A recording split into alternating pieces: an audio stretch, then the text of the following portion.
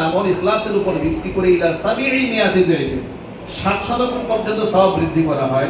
আল্লাহ তাআলা আল্লাহ পাক বলেন ইল্লা সাওম, রোজার বিষয়টা কিন্তু ভিন্ন।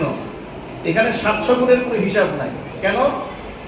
ইলা সাওম ফাইন্নাহু লি ওয়া আনা আজজি বি, রোজাটা মূলত আমার জন্য হয়, বিনিময়টা আমি নিজ হাতেই প্রদান করব। ফি রিওয়ায়াতিন ওয়া আনা উজজা বি, অন্য বর্ণনার মধ্যে এসেছে রোজাদারের বিনিময় আমি আল্লাহ নিজেই হয়ে যাব। তাহলে সেই হিসেবে যারা এখানে রোজাদাররা এসেছেন তারা প্রত্যেকে আল্লাহর পক্ষ থেকে আমরা বিনিময় প্রাপ্ত হব ইনশাআল্লাহ। না কারো মধ্যে কোনো সংশয় আছে যে আল্লাহ আমাকে দেবে না?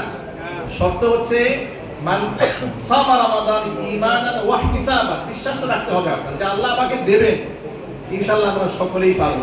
এতগুলো রোজাদার মানুষ যদি আজকে এখানে দোয়া করে জামিয়া মাদানিয়া আরাবিয়া গাজীপুরের জন্য, সেটা আন্তর্জাতিক মানের একটি প্রতিষ্ঠান হবে এবং সেটা বিশ্ববিদ্যালয়ের রূপ নিবে। এখানে তাখাসসুস ফি উলুমিল হাদিস থাকবে, তাখাসসুস ফিল ফিকহ থাকবে, তাখাসসুস ফিল আদব থাকবে। এখানে বাংলা, অঙ্ক, ইংরেজি, আরবি আধুনিক শিক্ষার সমন্বয়ে আমাদের সন্তানরা আগামী বিশ্বে তারা নেতৃত্বের অবস্থানে যেতে পারেন। আজকে দেখুন, গতকালকে বাংলাদেশে যে জাতীয় সংসদটা আমরা দেখতে পেলাম, কত চমৎকার একটা সংসদ।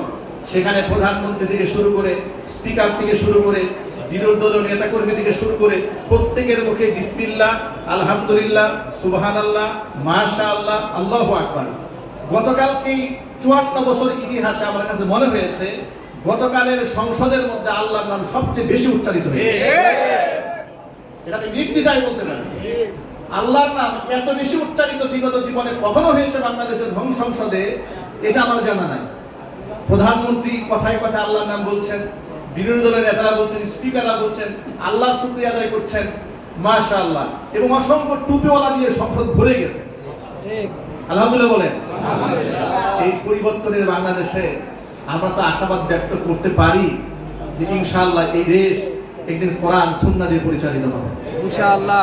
এই রমজান রেখে, রমজানের রোজা রেখে দোয়া কবুল হওয়ার মুহূর্তে আপনাদেরকে সামান্য কষ্ট দিয়েছি, এই জন্য ক্ষমা প্রার্থী।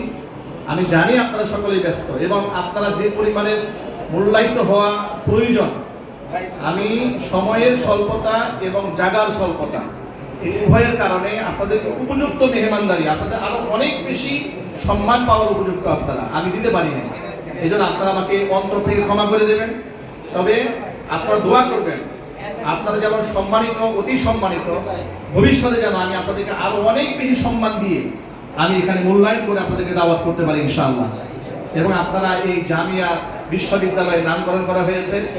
আমরা বৃহৎ পরিসরে আমাদের সম্মানিত এই গাজীপুর সিটি কর্পোরেশনের প্রশাসক মহোদয়, আমি আমার ভাষায় বলে আমাদের শওকত ভাই, তিনি বলেছেন যে আমার সাথে পরামর্শ করে তিনি গাজীপুরে এমন একটি প্রতিষ্ঠান গড়ে তুলবেন। আমি তাকে বলেছি যে ভাই, আমার একটা স্বপ্ন, আমি গোটা দুনিয়া ব্যাপী ওয়াজ করি, আমি দেশে ওয়াজ করি, আমি দেশের বাহিরে ওয়াজ করি।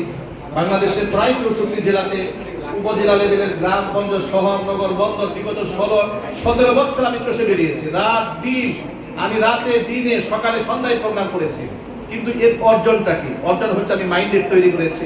কিন্তু আমার জীবনের একটা অর্জন হচ্ছে আমি মরে যাওয়ার পরে এমন একটা বাগান থাকা উচিত যে বাগান থেকে প্রতিনিয়ত কোরআনের আওয়াজ উঠবে, তিলাওয়াত হবে, আমি কবরে সওয়াব রিসানি পাবো। সেই নিয়তেই গড়ে তোলা আমাদের জামিয়া মাদানিয়া আরাবিয়া গাজীপুর। আপনারা ইতিমধ্যে আমাদের ফ্লোরটা দেখতে পেয়েছেন।